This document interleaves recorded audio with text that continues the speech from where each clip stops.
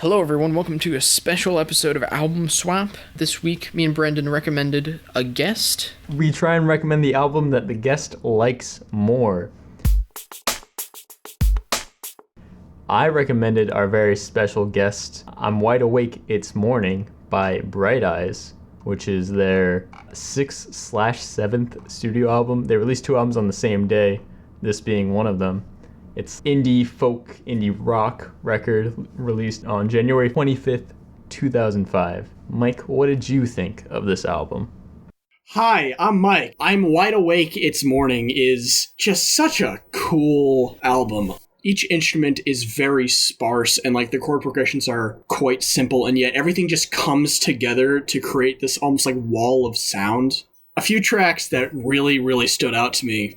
The opening track, At the Bottom of Everything, just starts off with the darkest goddamn monologue, oh my god, about two motherfuckers on a plane falling into the ocean, absorbed in capitalist hell, and the song is about capitalist hell and how it keeps you from the thing that Fight Club was about. Yep. I know I'm talking more about the intro to the song than the song itself, which is, again, a good song, but just the way it transitions from the monologue into it is and he sang her a song that went like this, and then, bam, opening track just happens. It's very tongue-in-cheek, which I think is kind of a thing on this album in general. A lot of the tracks are about using drugs and alcohol and the comfort of another person to deal with life. The opening to the final track, Road to Joy,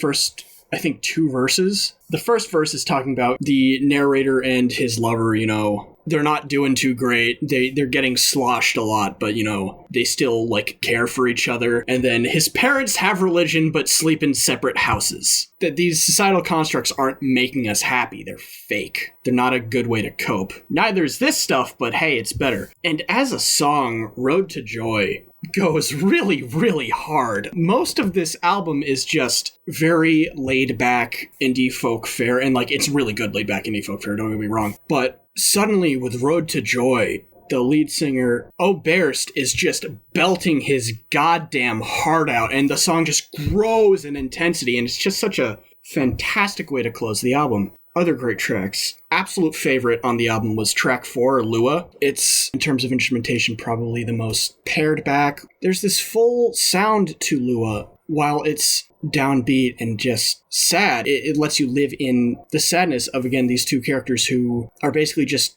coping with life by getting sloshed on the subway, And I've talked more about the lyrics on this album than the music itself because, it's kind of par for the course for folk, especially indie folk, where the lyrics are an incredibly, important part of the song. Folk music is about storytelling. But that's not to say that it sounds bad at all. In fact, the instrumentation is gorgeous. What they're able to do with some really simple, chord progressions like 2-5-1s, stuff like that, is remarkable. It's a really great album. I really enjoyed this. Yeah, I'm glad you really enjoyed this. Honestly, I wasn't too sure how you would react to this. Kind of what I based this recommendation off of is the fact that I know that you like Fleet Foxes. And Andrew Jackson Jihad, although that's a bit edgier. I actually did not know you liked HHA. But yeah, I wasn't super sure how you would react to this. The star of the show of this album is really Conor Oberst, his lyrics and his delivery. He has this warbly voice that I really love, and it adds a lot of character to this album, I find. There are times on this album where the lyrics, they're very sad and they just get me. At the bottom, everything just starts out and it's just a punch in the gut every time. Oh, absolutely. This album would not work if he was kind of, I don't want to say a stronger vocalist, because I think his vocals are incredibly strong, but a more refined vocalist. It needs the roughness to get the feeling across. Yeah, as he says in Road to Joy, failures always sounded better. That line, I think, is kind of representative of the entire album. He doesn't seem to have that positive of an outlook on his life as a whole, but he makes some beautiful music here on this record, and I'm really glad you enjoyed it. For Album Swap, I chose Merriweather Post Pavilion by Animal Collective. This is their 8th studio album. Came out in January of 2009. So yeah, Mike, what do you think of Merriweather Post Pavilion? Okay, so Merriweather Post Pavilion. I actually know a little bit of context going into this. I've listened to some Animal Collective, although never this album before. And this album was written when their guitarist was leaving the band for a bit, so they needed some songs to perform without guitar. And so this album came about.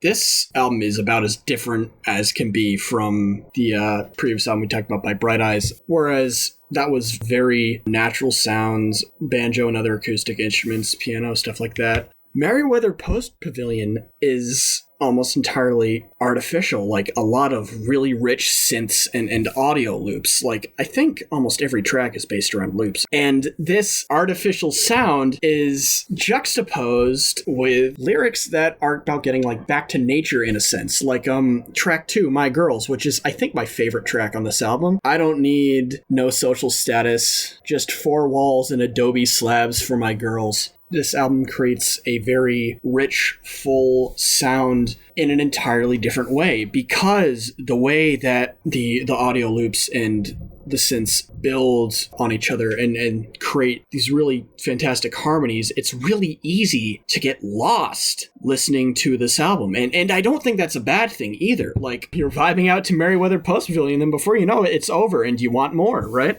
Another cool thing about Merriweather Post Pavilion is the sense of rhythm on this album. Like, a lot of times, when you get songs based around audio loops, you kind of have more droning sounds, slow-paced, so the synth can build on itself. Not here. The vocals are often very, very fast, very, very rhythmic, building on top of different rhythms by the bass synth and the percussion going on, creating this really cool polyrhythmic effect that I goddamn love. Damn it, you both gave me good albums. What am I gonna do? I love especially how this album, like you said, you can get like lost in it super easily. It has this very, I describe it as like an all-encompassing sound to it, where the music just kind of surrounds you and you just get lost in these really interesting layered synths and vocals. Create such a fantastic like feel and experience. I also love like a lot of the lyrical content. You described it as kind of like back to nature, which I guess I see where you're coming from with that. I'd say this record is very wholesome. It's a very positive record. Panda Bear, Animal Collective's lead singer, he talks about like just wanting to spend time with his wife and kids and stuff like that. And it's such a nice record. I kind of chose this record because I figured you're a big fan of Gorillaz, and it kind of gives me a similar vibe with kind of the use of synths. I would describe Gorillaz and Animal Collective as having not like similar sounds, but I feel like if you like Gorillaz, you'll probably really enjoy Animal Collective.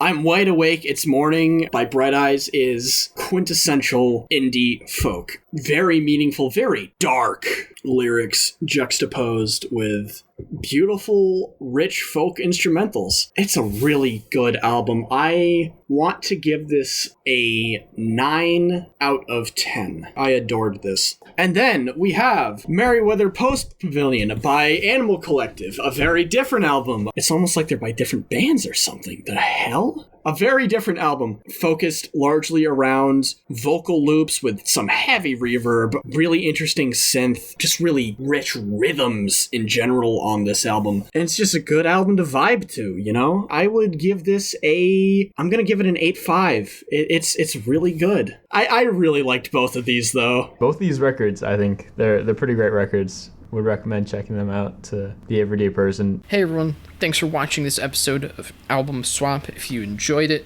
please leave a like, consider subscribing, hit the bell, I guess, that's a thing. Please check out our other videos. We got a bunch more of Album Swap you can check out. You can also check out our series Deep Dive into the Archive, where we take a look at some records me and Brendan really wanted to talk about. And yeah, I hope you have a wonderful day.